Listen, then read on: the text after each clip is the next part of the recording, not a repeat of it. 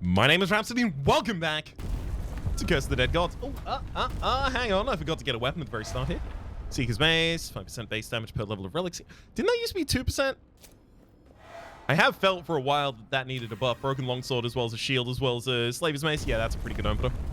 Alright, we'll be taking this into the quest for Omniscience, because this is another one of the long dungeons that I think I'm probably going to be able to carry my way through.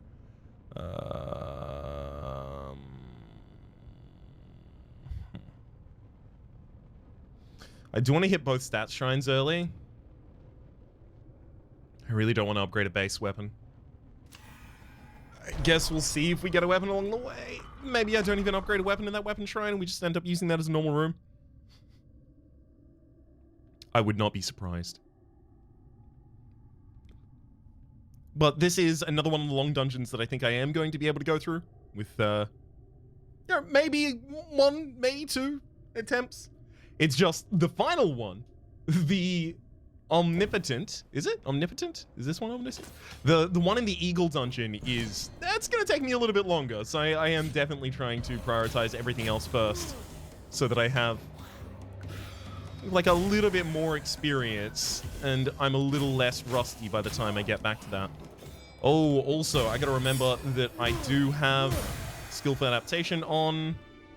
Negative 10% to the gold offering cost. Yeah, honestly, early on, good enough for me. Good enough for me. I should also probably think about using my shield a lot right now. Like, it's a great weapon here. Beautiful. Especially because if you burn someone, as well as knock them back into a poison pit, they burn the poison pit, which then explodes, and then that deals damage to the burning target. So it's absolutely perfect. It's a great weapon to be having right now. Yeah, okay, fine. Scorpion Spear is just too good to drop, or too good to ignore, rather. It's so good that I have to drop my ability to enter secret rooms even without having previously opened them with an enemy or any such like that. Yeah, we'll be good. Take as much extra gold as I can out of here. It might not be relevant right now, but it's going to be relevant by the time we get to the stats. I'm probably going to pay for the first stats naturally. I guess it really depends how much gold I find after that point as to whether or not I pay for the second naturally as well. I suspect I'm not going to be able to, especially if they're the same two stats. If it only shares one stat, maybe I can do it.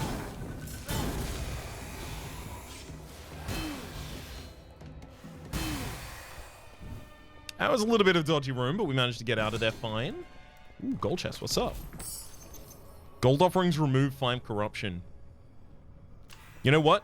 This early on, that's going to be worthwhile. By the time I have enough relics to replace the 2 relics that I picked up relatively early on, I think we'll be pretty damn happy that we'd taken them in the interim.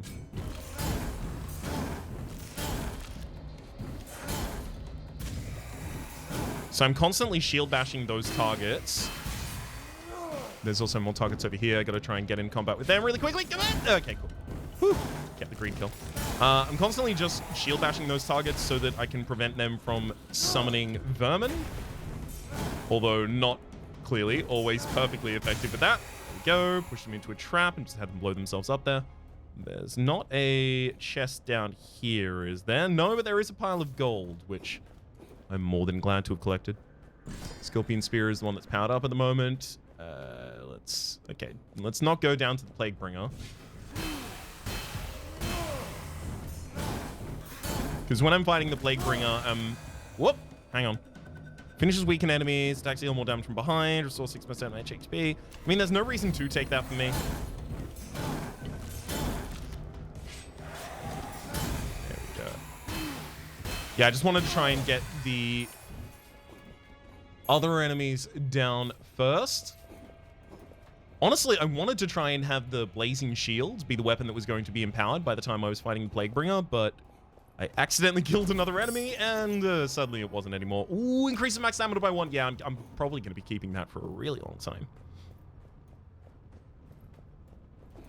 Oftentimes, just out of kind of muscle memory, it's not necessarily muscle memory, but experience. When I get near the end of my stamina, I'm feeling that I'm near the end of my stamina, even if I'm not directly paying attention to it or looking at it at the time. And I start to try and get away. And then if I was at the end of my stamina, suddenly it's a deadly kind of situation for me. But here, if I treat the extra stamina as only kind of like an emergency reserve, should be totally fine. Extra damage against Elite Champions bosses is nice, but this is never going to be my primary weapon against those enemies. -6 corruption's pretty good, and also the burning on my shield at the moment is also pretty good, so there's a fair few reasons not to do that. Okay. No gold in any of those. Extremely sadly. Wait, there's nothing down... No, there is. There's just a small alcove that has some stuff in it for me. There we go. Nope, it's a completely different path. They changed some of these map layouts on me. That sounds like I'm joking. They actually did change some of these map layouts since I last played. Well, since I last had a series, rather.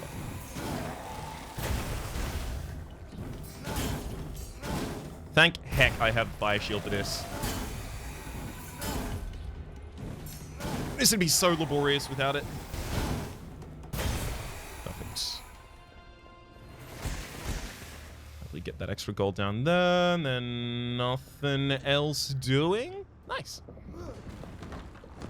Especially managing to get all of those rather on greed kills. Makes me pretty happy. Okay, so there's the Plaguebringers there. There's also the Tomb Horror behind them. I could probably take out the Tomb Horror really quickly with the Scorpion Spear if I focus on it. Nice. And then I can get back to the easier targets. Especially the targets that I am definitely going to be able to get the greed kills on. The shield is just so good against them. So we've got a Plaguebringer over there, Plaguebringer over there. It's fine. Same as the last room, we'll open with those. I am going to have to leave a Plaguebringer alive here, though, because I need it to summon a Vermin, and then I need the Vermin to die over here. Come on. Oh, right. If I needed to summon a Vermin, I actually need to attack you a bit. There we go. Okay, and then Vermin comes over here.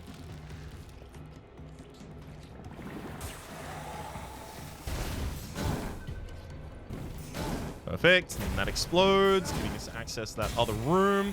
Now, we actually do have to care about our greed kills here still, because a lot of the value of this room is being able to greed kill a bunch of enemies. Boom. That'll do it. Passing through a door inflicts 25% less corruption. That's 5 less corruption every single room. That's way more... Like, if we think if we think losing 5 corruption per gold offering is good, this is definitely going to be good, right? We'll take Tomok and Sashal here. No dex increase, which means damage is going to have to be sourced elsewhere. That's annoying, because damage is very likely to be sourced from my weaponry at that rate.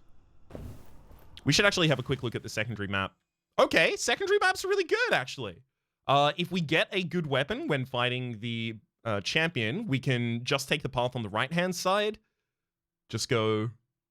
gold, weapon upgrade, and then try and fish for a 2-handed weapon replacement for the spear in the next 2 weapon shops, and then another weapon upgrade. That looks perfect for me, frankly. Absolutely incredible. If we don't get that, we can go to a weapon shrine at the start. We won't be able to go over to that upgrade. However, we will be able to go up for a relic and then up for a stat, cut across to the left to get money, and then the time shrine, and then we can cut back over and get an upgrade. So basically, we just won't have a 2-handed weapon in that circumstance, I guess. Assumingly, rather.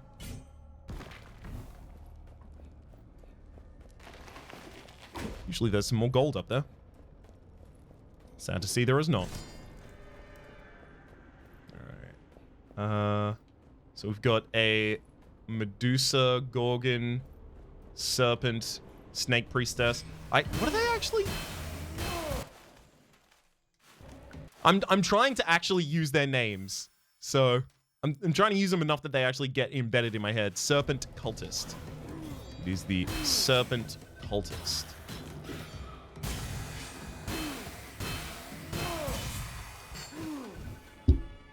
Slaver's Mace, and this is just a super upgraded version of the one we're currently using. But those upgrades aren't great. Deals critical damage when its stamina is depleted? No, I don't want that. Well, I mean, I really don't want to be fighting in any circumstance where that is relevant to me. I will try and avoid circumstances where that is relevant to me enough that I don't think it will provide us value. 20% chance to inflict fire damage. I don't think that's worth the slot. Like, yes, it's an upgrade on the weapon I currently have, but if I don't take that, I just get a dex. So, I think I'm going to be going that one, actually. And then immediately did. Oh. I just want a treasure. Reward me for my exploration game, please. Alright. Plaguebringer.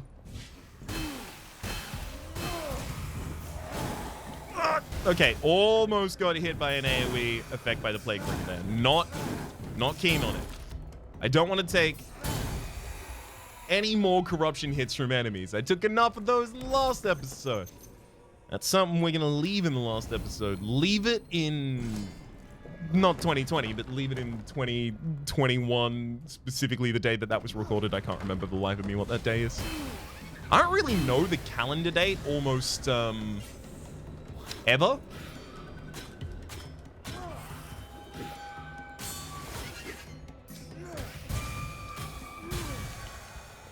A lot of the time, I'm not sure what month it is. Is that bad? Not knowing what month? I think, like, not knowing the calendar date is fine. A lot of people, you know, check their calendar to try and figure out what date it is. It seems normal. Is it fine that I don't know what month it is a lot of the time? How about what day?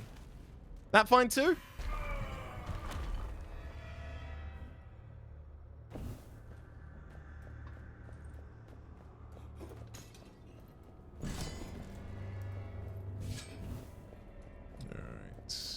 Collect these down here. I mean, having a more regular stream schedule is actually kind of given me a sense of the days, but they aren't really Monday, Tuesday, Wednesday, Thursday as much as they are these are the 2 days in a row that I do my solo streams. Then I have one day off as I do the Valheim recording with the WV, and then I'm back on for the Wholesome Burst, right? And that's how I know Monday, Tuesday, Wednesday, Thursday. And I only know the rest of the days in comparison to Monday, Tuesday, Wednesday, Thursday.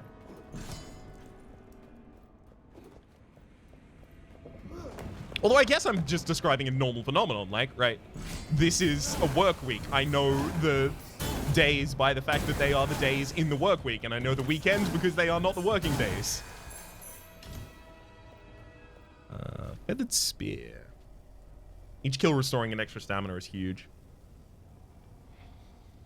Fine, yeah, offer me a good spear upgrade right there. Negative 20% on gold offering cost. God, that's good. Especially with the other set of relics I have at the moment. There's nothing through there, though. Because we just want to be gold offering as much as we can, constantly.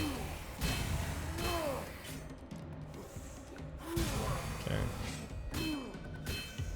Gotta be careful with this tomb horror. Mine. There's no one else down here, is there? No. Just a bunch of gold collect. Got 5 perception, 6 dex, so 12% extra damage, and 10 constitution. I'll tell you what, if we find... What would we have to find to want to upgrade here at the shrine? I guess if we found any claw, I would take an upgrade. I would probably also take an upgrade... A lot of daggers? Oh, that was such a close call on that hit. I should not have rolled the dice on that.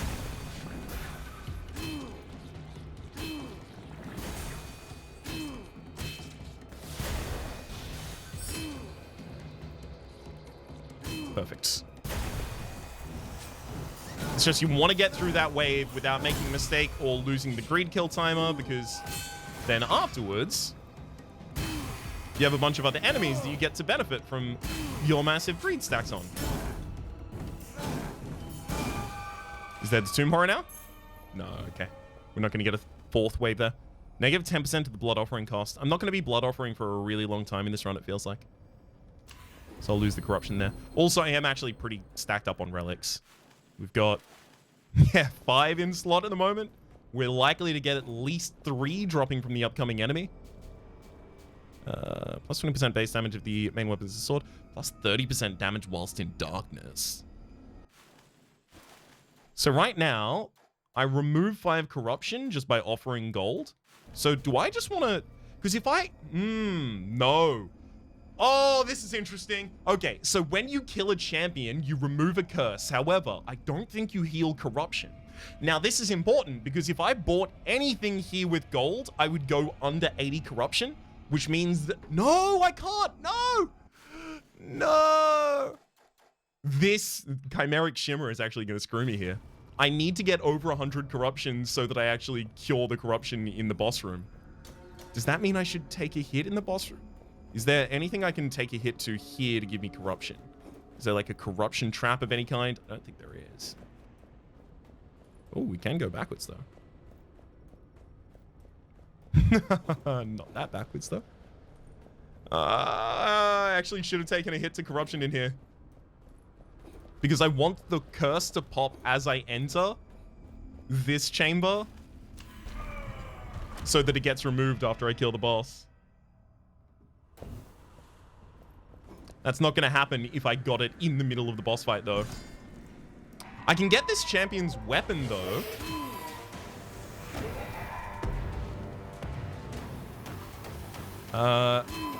Because I have a fire weapon, and as I say every single time I fight this champion, in fact, as I say most times when I fight most of the champions that I know their trigger condition for,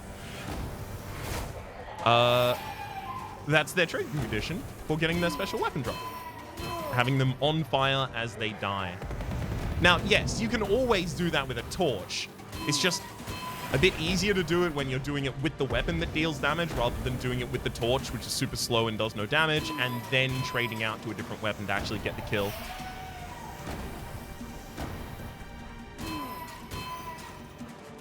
So I'm using the spear here because I want to try and stay at the longest available range.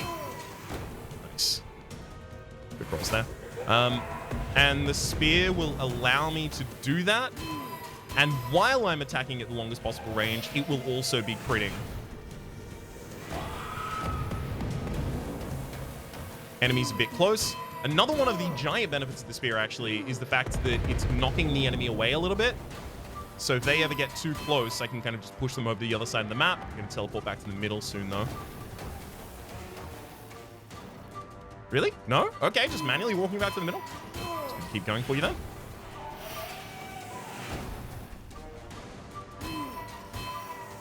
I'm not comfy when they're too far from the middle, though. Not being able to see them means I'm not going to be able to see their weapon wind-ups. That's pretty important. Seeing them telegraph their moves so that I'm primed to dodge the correct one matters a hell of a lot.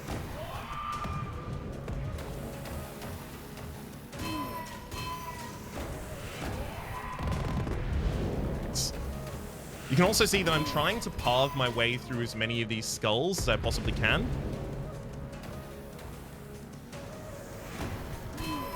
Because if I do that, I have fewer positions on the board. Because effectively, if I run into a skull at the wrong time, my only way of getting away without taking damage is to roll. And if I've left myself light on stamina, suddenly that roll is a dangerous thing to be doing.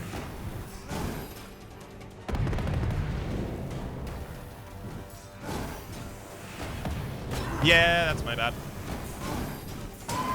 I wanted to finish with them on fire, so I started using the shield rather than the spear. Miss out on the perfect there. Not that I think there's any extra bonus for perfect. Ooh. Actually, that did remove... Wait, Dark Mark removed? Huh! So getting the corruption did actually trigger the curse in waiting, and having a curse in waiting also gets removed by defeating a champion. It was actually, weirdly, unless I'm forgetting something about removals when when you defeat a champion. That may have actually been literally correct to get hit there, which is wild to think. Weighted blade, projected distance increases its damage, 1% extra per point of constitution. We go constitution. Gold offerings remove 15 corruption. That's coming along with us, definitely. Greed kills remove corruption. That's coming along with us, definitely as well. Heals 3% of max HP when enemies killed by the environment. Probably not. 50% fire attacks. Okay. Ket Yam Yarn, the Witch's Crook. It's a two-handed weapon. It is heavy. A charged attack casts a volley of dark projectiles. It also gives us extra damage per active curse and 100% extra damage taken. We're definitely going to take it. It's new. I'm going to try and use it as well. However, we're really going to need to try and get some curses if we're going to be using this consistently. Also, it is a 100% extra damage modifier. So I never want to get hit when I'm holding it out. We can't take all of these relics. This one definitely, right? Each greed kill removes 1 corruption, also definitely. And that can be over gold offerings, remove 5 corruption, that's fine. I don't benefit from the -8 here. And also I don't have any anti-attrition. Fine. This one's hard, right? I really do want to take it, but I'm going to be very limited on slots. I like the stacking negatives to gold offering costs, especially because I haven't stacked my perception higher, so they should give me the ability to actually gold offer, which is going to give me the ability to lower my corruption consistently as well. You know what? That one's 2 constitution for me. We're just going to take that there. And then, speaking of constitution, we've got 16 of it at the moment. 16% extra damage on this weapon. I also do just want to experiment more with throwing knives, just continually. Okay, well, we got good weapons is the thing, so therefore, I think I do just go up this path. What are we looking for? Probably a shield, a secondary weapon in those late hits. We definitely start here. We may actually just cut over to the left for the relic afterwards, though.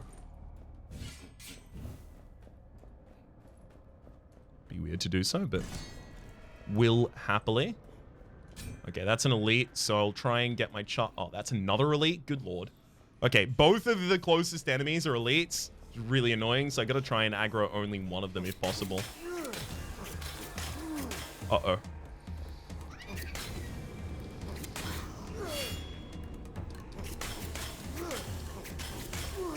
There we go. Then I leave myself such... No! Okay, wait, so that hits enemies away. This attack hits enemies away. Good, so I can actually just use it up close and personal if I want to. As long as the first, I guess, 2 volleys, probably to push them back far enough. As long as the first 2 volleys go out. Okay. Going to our ranged weaponry, take out the Tomb Horror with that.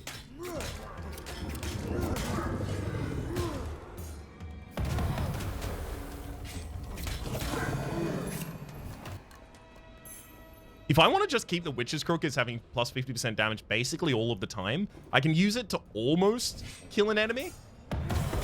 And then just swap to the throwing daggers to finish them off. Not a bad way to handle things. We're going to be able to, like, remove all of our curses is one problem. If I'm entirely honest with you, the modifiers on this Witch's Crook are really bad. Like... The only reason I'm using it right now is because I have not used it yet in this series, and it's a new weapon. And I don't want to be one of those people who's like, oh, this is a new thing, but I'm gonna do the same thing every single time. Skeletons and Dark Knights in Iritus, anyone?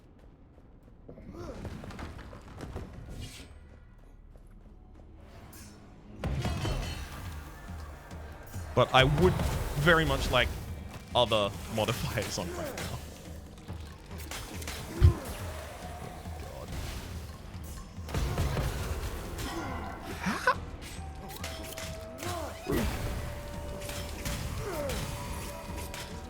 Okay. Now we're getting somewhere.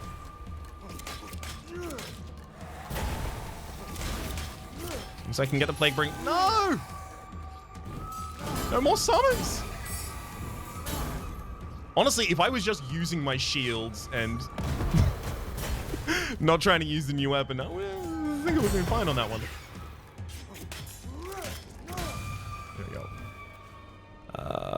-8 corruption. Plus, yeah, we'll just lose the corruption with that one, I think. I don't know if I'm going to be using the Witch's Crook for the entire run. 66 wall healing effects. Okay, I'll lose the -10 to the gold offering cost now. That one was always eventually going to be lost. I think that's just enough value for me to take it. Especially considering how much we need damage. We're having to serve that through Dex right now. But in particular, plus 20% damage per active curse when I currently have each greed kill removes a corruption. I get 15 corruption removed from Ancient Censor, and also I'm removing corruption very, very consistently with our cycling. I just don't think we're going to be able to get this to a decent damage position. Or at least a decent enough damage to position to weigh out.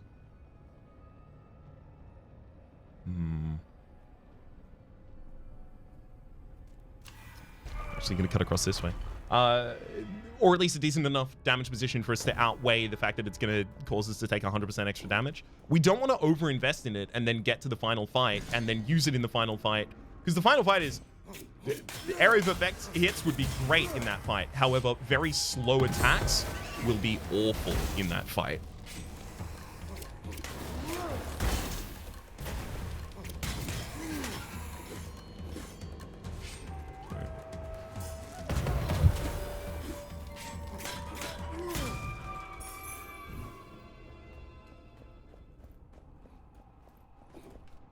So I don't want to get there and then have to use this weapon because it's my best damage and then die because it's 100% extra damage on me. Just trying to be a bit cautious here.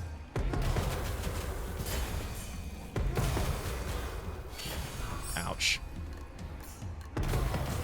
Rolled just a bit too early there.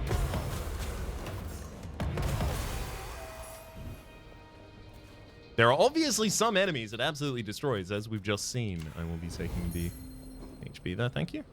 It's also a heavy weapon, so it's going to get us into trap rooms. I'm going to hold it for as long as I can, but if I see an option that is significantly better,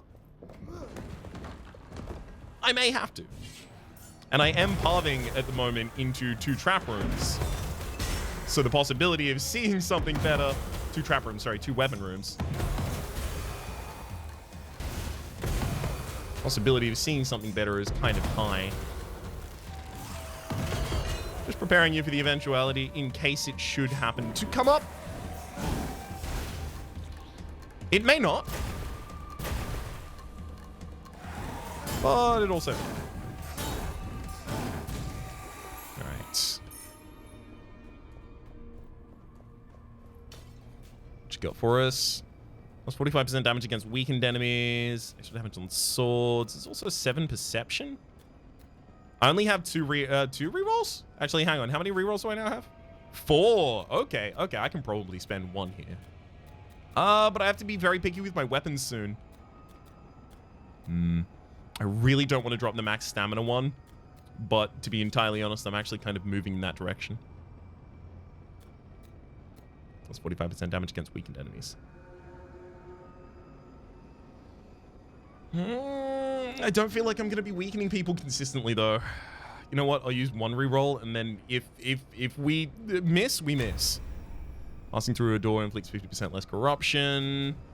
9 dex by itself is actually totally takeable here.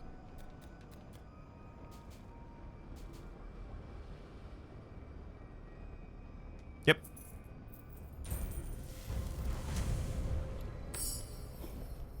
Just 18% damage up.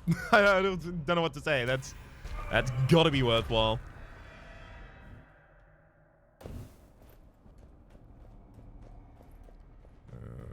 Okay, so stats. I mean, I do want perception, but maybe I just blood offer a lot. That could be fine.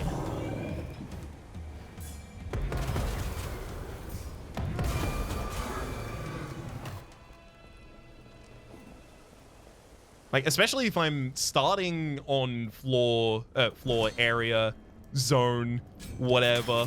Every game calls it a different thing, and some of them call different things that, like, they share terms with other games, but it means a different thing in their game, so it's all confusing. Oh, actually able to destroy this, because the Witch's Crook is a heavy weapon, technically.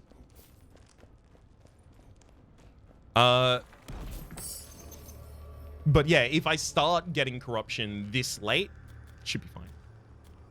4% max health when you walk through a door, as well as the Chalice of Vigor.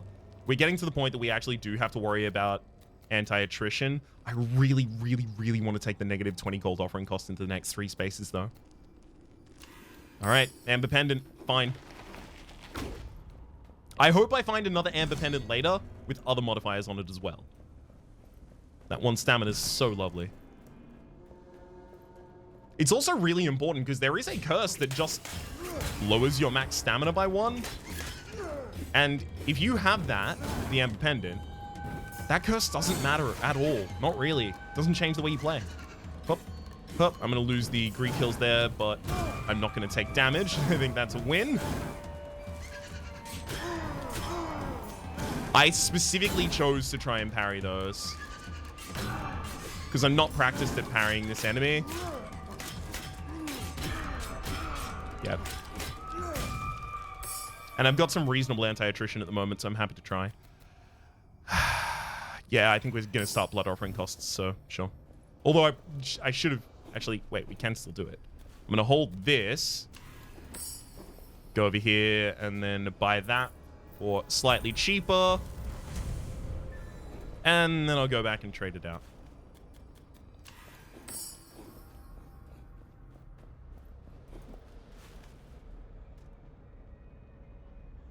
Yeah, we're still doing this.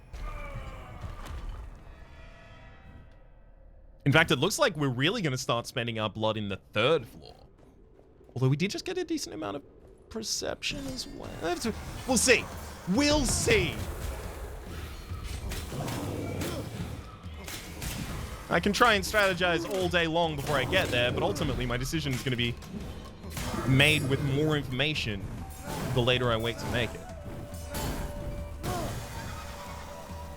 Still worth thinking about early. 20% Greek kill time limit. You know what? I'm going for the health there.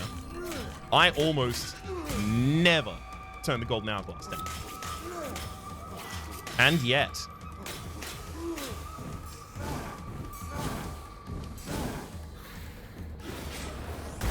There's a time and a place for everything, even turning down the golden hourglass, apparently.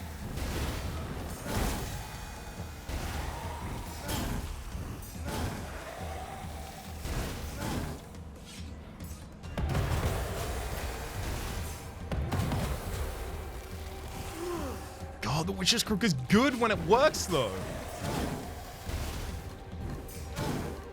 Maybe it's just an AoE weapon, right? I treat it as nothing else. But then I lock myself out of skillful adaptation for the whole run? Is that really what I want to do?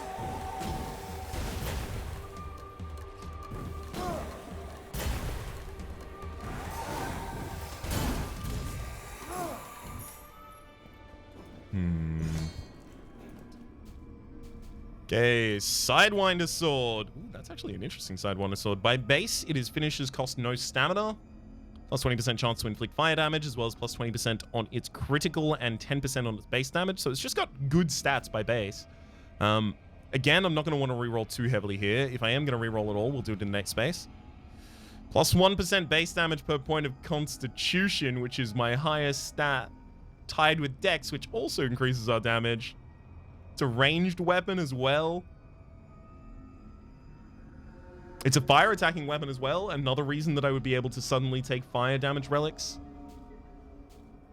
Removes corruption per enemy killed. I think it's the Sidewinder Sword or nothing for me right now.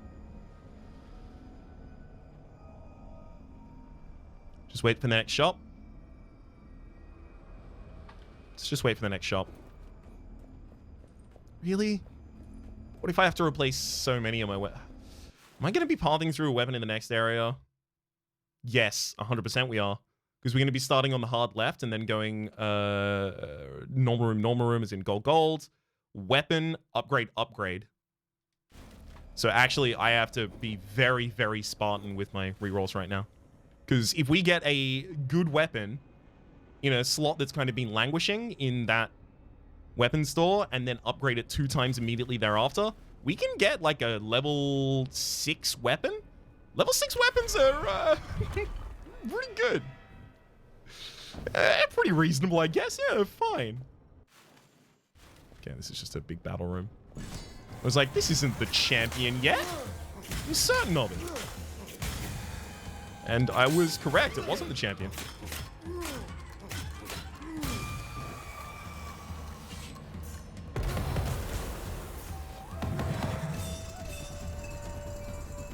I really wish I could have kept up the greed kill timer there, but I expended all of my stamina doing no damage.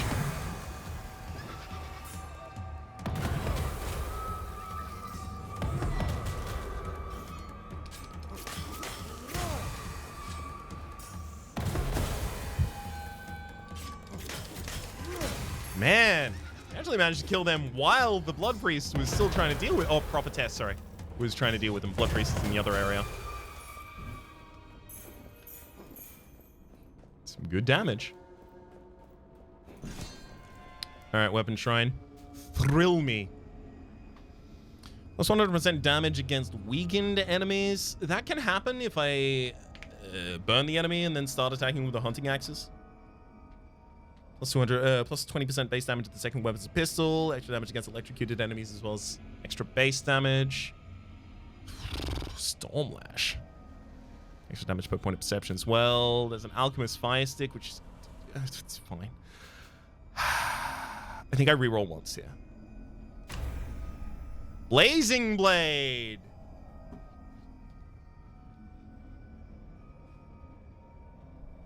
That's not... great, is it? Oh, Scorpion Spear. Sorry, that's the end of Ket Yatam. Plus 20% critical damage on a spear because you can just force their crits as you stand at the right distance, as well as remove corruption per enemy killed. Gives me the ability to try and segue out of the rest of the corruption gain we've had so far. It's a weapon that I'm much more comfortable jumping back and forth between. Sorry. Sorry, Witch's Crook. Your modifiers simply aren't the ones I'm looking for right now, but don't you worry. That is a weapon we are going to get very many times over the course of this series. We are going to be fighting that enemy and trying to get their champion drop, which is quite likely, quite consistently. So do not worry. It's not like I passed up something that is just not going to happen again or is exceedingly rare.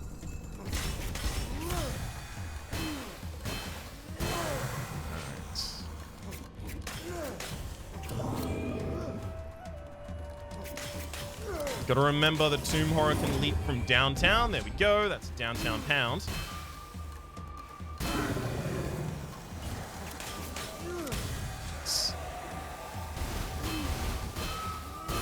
Try and keep you all as far as we can. Unfortunately, the champion is not going to be killed before it does its vermin summons. But then again, real hard to kill this champion before they... Oh my god, I am so glad that staggered the enemy and prevented them from doing that hit, because it felt like I was between a rock and a hard place right there. And the pendant comes back to us. And it does come back with 3 decks. I'm more than happy to take that. As for what I removed to get it, god, it may be the Ancient Censer. Gold offerings remove 5 corruption. Lower blood offering. Actually, it's the lower blood offering cost. And it's that because we're using money for so much of that right now. Upgrade the Scorpion Spear by offering blood. Yep. Because I am about to kill a boss. So, why not have 100 corruption? I guess I could get a modifier that makes this boss really, really difficult, but... Blood offerings do not cost corruption, they cost health instead. I actually kind of want to keep that one, but we can't choose not to burn that curse, unfortunately. Okay, I gotta be careful about how much I roll here. I also do actually want to try and go get some of the parries. I really, really shouldn't parry that one.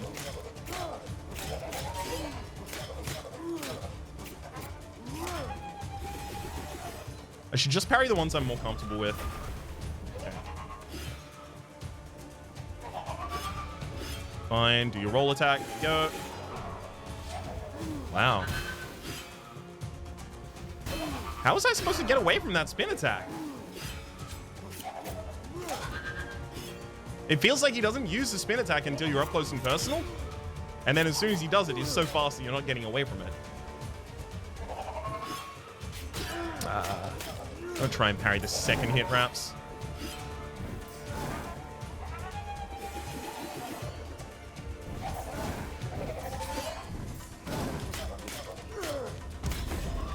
There we go. And instantly does the spin. Another way to dodge on that. And that, and that. Okay, and then you should go back to being normal. Thank you. Just had to wait a second there to get some stamina back. Get parried. Mm-hmm. How are you supposed to dodge the roll? Is it just like, don't be up close and personal? Because it feels like even as soon as he starts the animation saying he's going to spin, he's going to hit you. Unless you're on the other side of the map.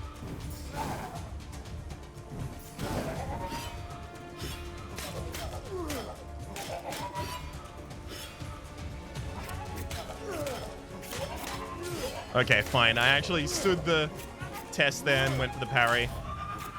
I knew that the spin was going to hit me, so I figured, you know what? Keep it. Keep on going. Clown on this nerd. There goes that curse. Sincere Offerings was just lifted. Sincere Offerings? Oh, yeah, there's the Blood Gruffler. Gusting Glaive. 4 perception if I turn this down, so I'm already kind of incentivized in that fashion. However, charge attacks send a wind slash that damages all enemies in its path. Plus 20% damage against uninjured enemies, so it's a really good way to open a fight. And then the other 2 modifiers don't really matter to us that much. Let's have a look at the Blazing Blade as well. Plus 30% damage against lead champions and bosses. That matters. That certainly matters. Plus 45% damage to fire attacks. That makes the Blazing Blade a lot better. Chalice of Vigor. This probably just overrides the other Chalice of Vigor that I have. Offhand combos always deal critical damage. Extra base damage if your main wand is a throwing weapon. It's not going to be. I think I go for the Constitution from this. Then I think I take the Blazing Blade. I think I destroy the Gusting Glaive. I think I take the Chalice of... God, the Chalice of Vigor also gives us 4 decks to destroy. God, I have to take the Jaguar Claw as well.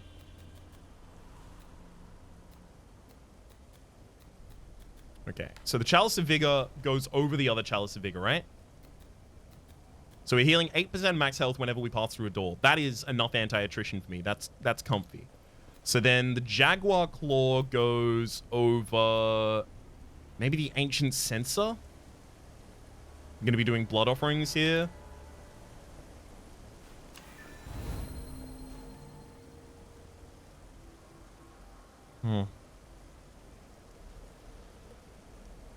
The modifiers for this aren't actually effective for us. Is a problem. I think I'll take the Constitution. I will take the Blazing Blade. I will also take the Jaguar Claw over the Ancient Censer, as aforementioned. And then the Chalice of Vigor over the other Chalice of Vigor. It's literally just like, you know, double the dex as well as 150% of the damage increase. Sorry, healing increase.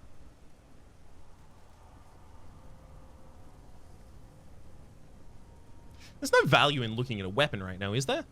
I mean, it could be a main hand weapon. I guess I could also just get a Scorpion Spear. Or maybe a level 4 weapon even? But then it's that and then stats. No, I'm going gold. What are this?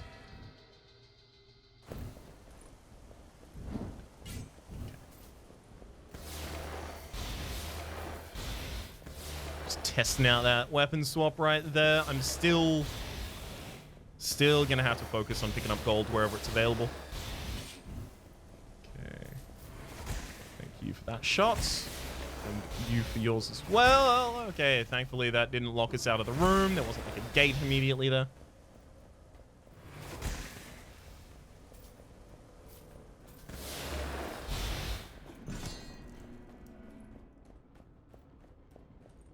One thing I constantly feel about this game is that there's a lot of scenery, and it always feels like, you know, the scenery could be something, and it never is. Like, there are the secrets in the walls, right? But the scenery itself, like, there's never a random interactable somewhere. Like, oh, look, there's a shrine, and I go to it, and I give it 15 corruption, and it gives me a plus 25% damage boost for the next 4 rooms or something like that. Shrines or some other effect. But I go back and forth between whether or not I think that's a strength or a weakness. Because part of the thing that I really love about this game is the kind of flow state. Oh, you... Really? Oh my god. It's a claw is the thing, and it does fire attacks by base, so it's got the plus 45% on all of its hits, plus 10% base damage. Yeah. Alright. You got me. You got me. You well and truly got me.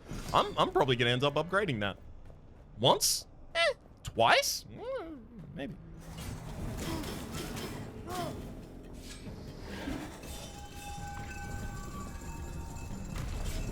At this point, we should be definitely thinking about which of these weapons is going to be best against the final boss.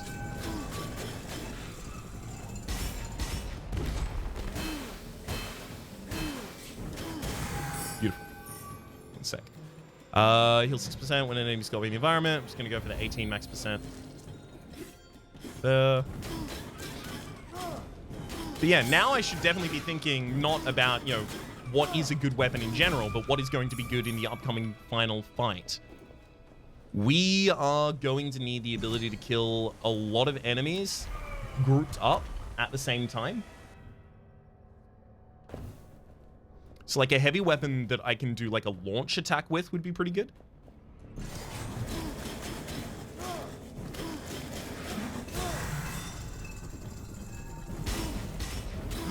You can destroy... Wait, you can destroy the spinning discs?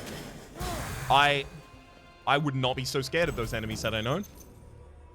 I mean, it's a fire weapon at the same rate, but also this is so much higher level.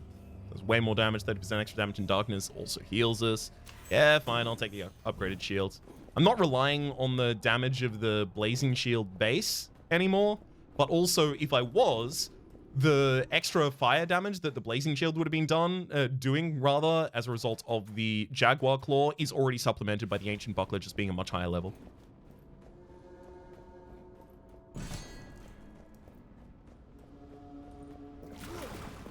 Come on, challenge. Really? Is this just gonna be a long... Okay, never mind. Just kind of waiting for a room like this to justify our movement here. I'm not messing around with them. They will come back, but I'm going to put them all on the ground first. Oh. Okay, yeah, that one's let them go. That dog don't hunt. All right. Where's our next fight? There we go. Tomb Horror, as well as a snake cultist at the top. I'll take out the Tomb Horror with the Scorpion Spear and then pivot upwards with the Skillful Adaptation.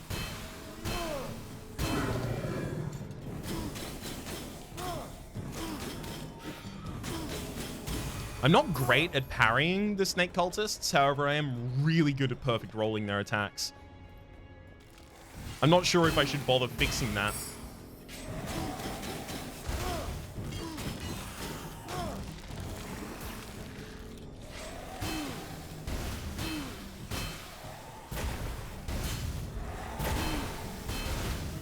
Love seeing a chain of impacts there.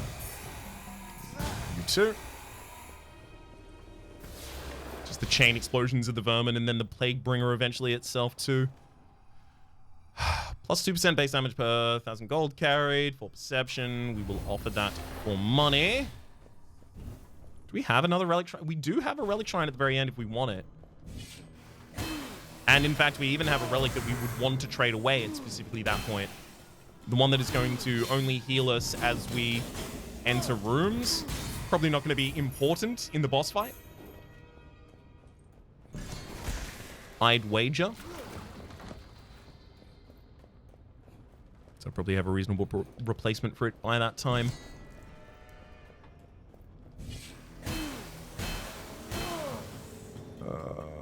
That's the enemy that I keep saying that I'm going to leave. Ha! Ha! No! Had to roll away from the trap and rolled into danger. That is very much a story in this game. It happens quite consistently. That's why I try and avoid rolling wherever possible.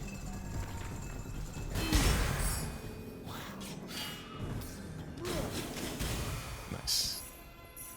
Got it out in the end. Gold offerings remove 5 corruptions really low. Negative 5 perception's fine, but the actual base effect of that relic, really hard to justify it taking for it.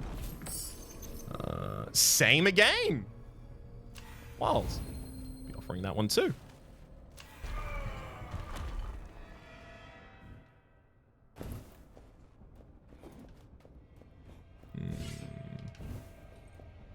All right.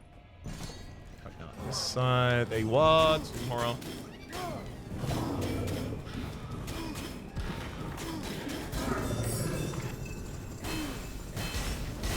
As an arena, I knew that was going to get kind of annoying quite quickly. I didn't know they were going to be teleporting in on top of me. But I'd suspected shenaniganery? I guess it would just be shenanigans.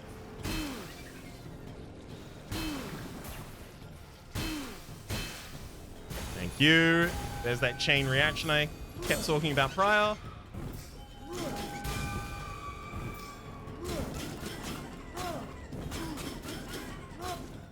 Gonna back up for a second, get some stamina back. Re-engage when I can. I'm gonna just have to hit to keep the greed counter up. Beautiful. Plus 15% to poison and 5 constitution. Wow, all of these are just like the lowest modifier they could be, as well as a stat 5. We're just too late for that to be anything for us.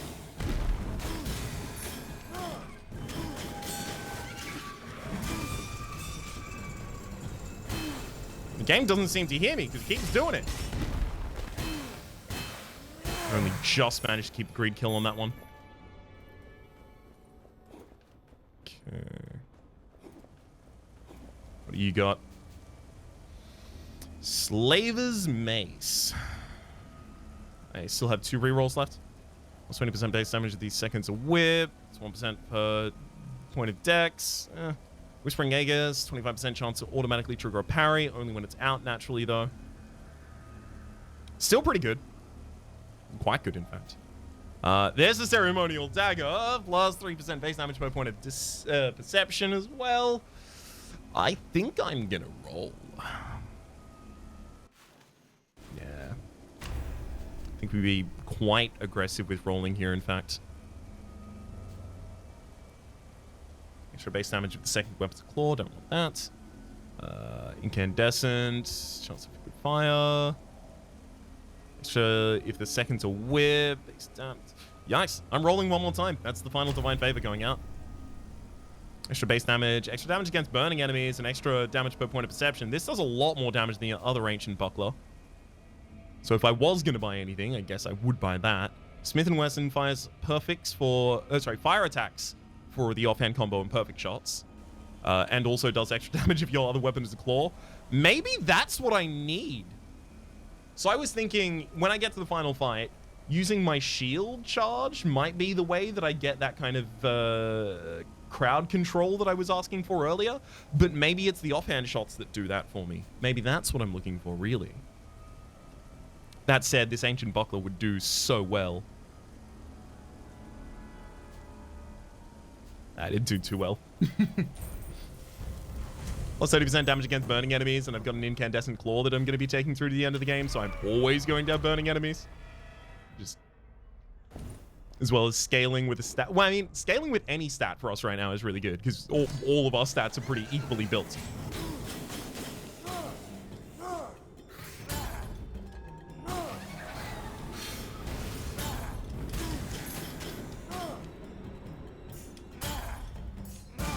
Go.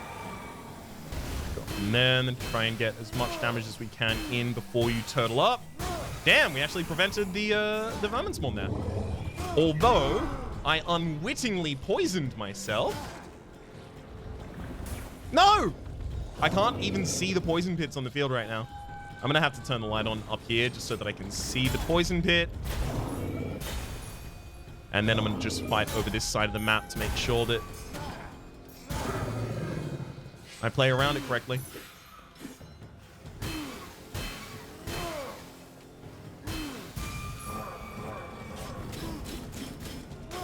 I guess I could also just try and burn enemies and then push them back in.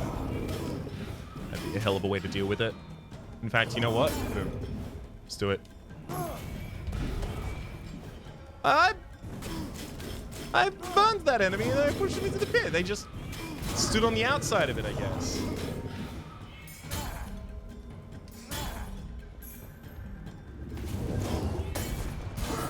Nice. All's well that ends well there. What do you got? Plus 12 to the single highest attribute. Yeah. You don't turn that one down, do ya? We haven't got that many more rooms. We can replace the Temple Heart now, and then we'll replace the Chalice of Vigor later on. Yeah. It's 24% extra damage on all of my weapons. How do you turn that down?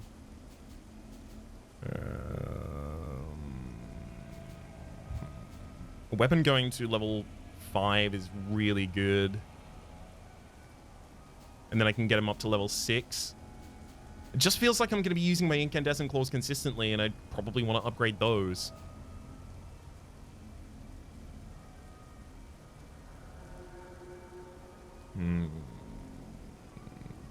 It looks like a minimal leap, but it won't be, ultimately. Because we attack so quickly with them, we attack constantly.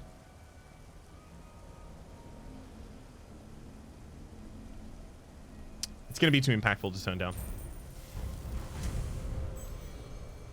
I think the other two just have to stand on their own as they're level 4s at the moment. I don't think that's a problem. Oh, they're going to be completely fine doing that. We may have to offer blood here, and if we do, we're going to get a curse. Which I'm not so distraught by. The worst case scenario, I think, is we get the curse that prevents us from... rude. The worst case scenario is we get the curse that prevents us from getting perfect dodges. Because in the upcoming fight, and especially with a fast weapon, that's going to be a lot of how we play. It's just stamina regain using our perfect dodges.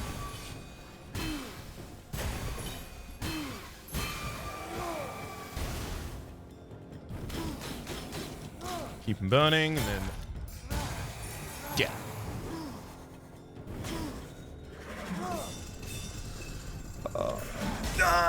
That was really bad. That was really bad. That actually should have hit me. That should have hit me too. Okay. For the amount, again, for the amount of times that I say, like, I don't know if that one should have hit me. I'm pretty sure I rolled there. I'm happy to call it out when I'm the beneficiary. Otherwise, it'd sound like I'm just complaining.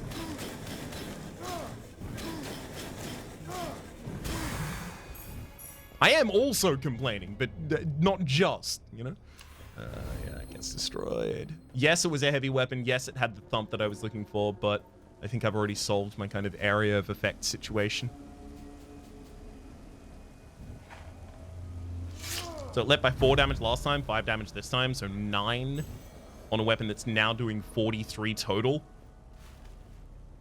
It matters. Yeah. Relic. There are so many relics that could replace the Chalice of Vigor right now. Spiked mushrooms automatically trigger if you stand near them. Oh god. Are there spiked mushrooms in the boss fight? I really hope there aren't. I suspect there might be. Even if there are, we can destroy them relatively early on, and then we don't have to worry about them for the rest. So, it'll be fine. Gonna turn that light on.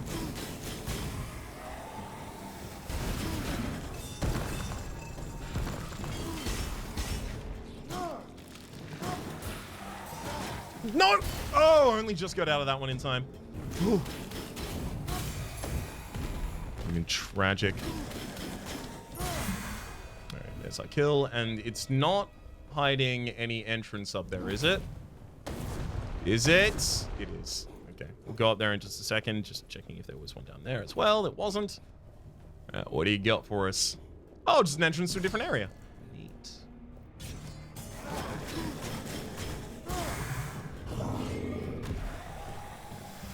So I gotta try and manage... Dang. Oh, I was trying to manage them into the line of fire from the traps. Managed to do it there, though. I also need to get a bit more practice at doing that, because eventually I am going to have a run where I just can't find damage for the absolute life of me. And in those, you really got to leverage those traps, especially on the second floor if you're just holding out for an item room or a weapon room for a while.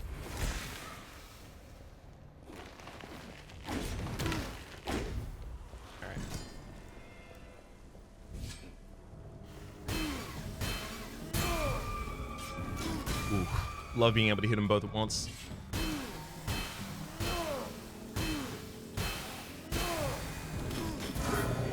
Damn. I figured I was already going to be run over. The extra stamina, the 1 extra stamina from the Amber Pendant, really mattered a hell of a lot there. +1 level on the secondary weapon, as well as 10 corruption. Sorry, 10 constitution. Yeah. So down to clown with that. That's just the increase for our... Oh no, 10 constitution as well as losing the 6 dex here means that then the Hierophant's Pendant is going to turn around. Uh-oh. Uh-oh. 5% of critical damage also heals you. Maybe that's what I need to go for instead. So this has 12 extra, which means 27 by base, which means... Remove 6. So, yeah, no, that would... all of these will change the target of the Hierophant's Pendant. I really don't want to change its target. I think I actually just leave. That's where I really needed a reroll. As we get more of the Divine Favors, we're going to have the ability to kind of, like, use them in a lot more positions, as you might imagine, having more of them. But it's going to matter a hell of a lot, as you can see there. And also, we're going to have to be a bit more sparing with them than we were in this run. Hi-oh!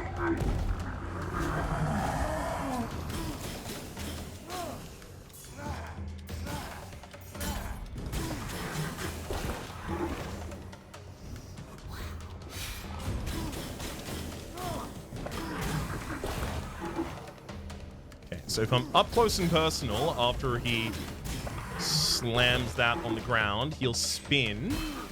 If I'm not up close and personal when he does that, he'll leap.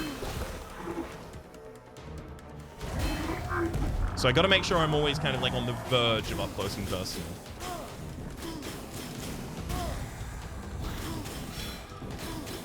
Okay. See? There we go.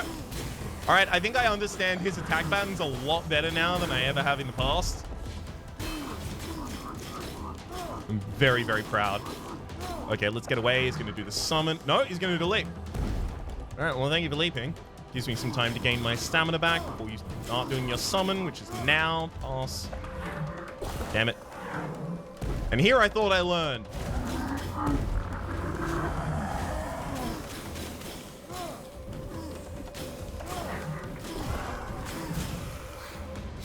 Ow. Stop, please. You simply must stop. You can let that leap happen, especially if we let them leap on their actual summons, because they will happily damage them. Oh my god!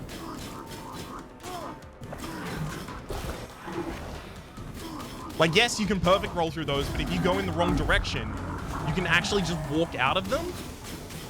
Visually, this enemy has always reminded me of the Rotten from... there we go. Visually, this enemy has always reminded me of the Rotten from Dark Souls 2, and specifically that attack reminds me a hell of a lot of the Rotten. And, like, being able to just walk out of the way of it.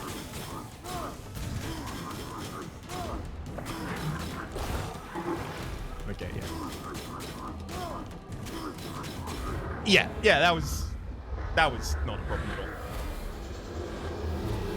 We were exceedingly well equipped. And I now understand that boss's attack pattern much better. Like, that click moment, that light bulb moment, that just happened for me with that boss. There will definitely still be things about it I don't understand, but God, if I don't understand it far better than I did previously.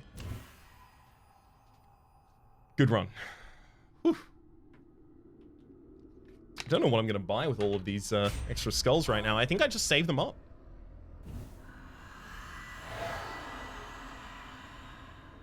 Blood emblem required. Unlock one more blood emblem. Sorry, get one more blood emblem rather to unlock new content. That would be going to the Eagle Temple, which I imagine is going to be the mission in the next episode, unless we go for an event. That's entirely possible as well, but no matter what we do, I don't think we're going to be using our resources here. Right? There's Ketyatam. There's the blood stake as well. I kind of do want to hold off until I can buy... Oh, attacking right after a successful parry triggers a powerful riposte. I've never actually used that powerful riposte from that one. I would like to, though. Flagellation. Plus 50% damage in darkness? Sure. You know what? If there was ever going to be something that got me to use a whip, that'd be it, wouldn't it? Deals damage. I think I just hold the 5 rather than unlock one of the worst weapons there. I could totally get 2 of these, or I could just wait a little longer and I could get Reptilian Hunger finally. And Reptilian Hunger is going to be so transformational with the way we play. I think I will just wait for that. But for the moment, my name is Rhapsody. The name of the game has been Curse of the Dead Gods. There's a playlist in the description down below with all my contents of the game, past, present, and future. Just a reminder, if you do like the videos, please click like. It does help me get my content out to new people, and it matters a hell of a lot whenever I launch a series. And I know the series has been going for a few episodes now, but especially near the 1.0 release of this game, it's really, really important and incredibly appreciated. For the moment, hopefully you've been enjoying yourselves, and hopefully we'll see you next time.